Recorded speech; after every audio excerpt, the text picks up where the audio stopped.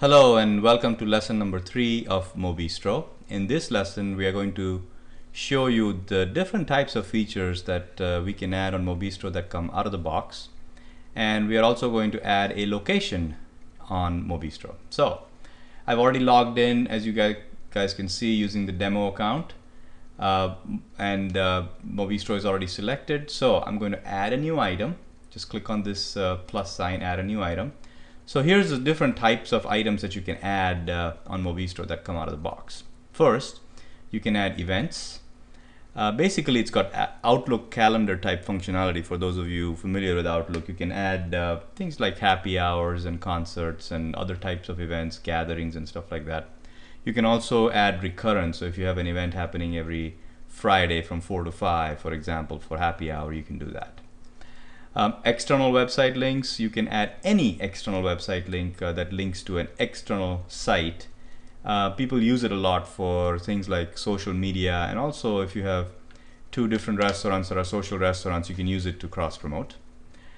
Generic content, this is our most used feature. It is used to add text and photos and descriptions of things like about us, about the chef, about the food, about the ambiance, and you can add pictures to it.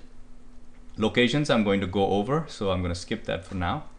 Menus is for restaurant menus. You can add multiple menus within a restaurant. Typically people add a lunch menu or breakfast menu or dinner menu or dessert menu and so on and so forth. Offers and promotions are used to publish coupons, specials, different types of offers and promotions that you guys have. Open table link, you're going to need an open table subscription, but this is for reservations. A photo album, you can publish multiple photo albums for example for events and also for general stuff as far as pictures are concerned.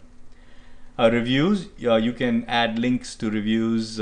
Typically people add it to Yelp, Urban Spoon, New York Times, Chowhound, etc., etc.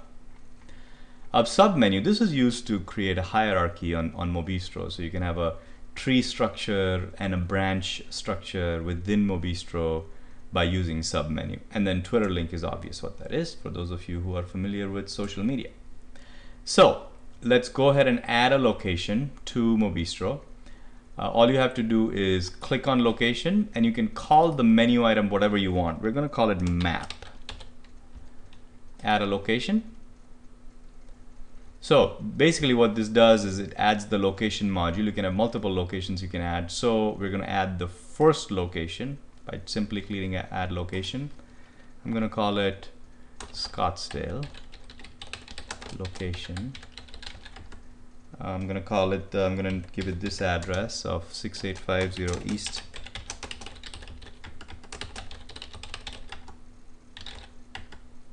(85251) 480-614-9000. You also have the ability to give an intersection which will also display. This is obviously for folks who live in congested or have restaurants in congested areas. You can publish the hours of operation, and it also has the facility to exactly pinpoint the latitude and longitude based on the location. We don't need to do that. We let the system translate our location to a specific point. We use Google Mapping to do that. Go ahead and click on save, and you'll see it adds the location.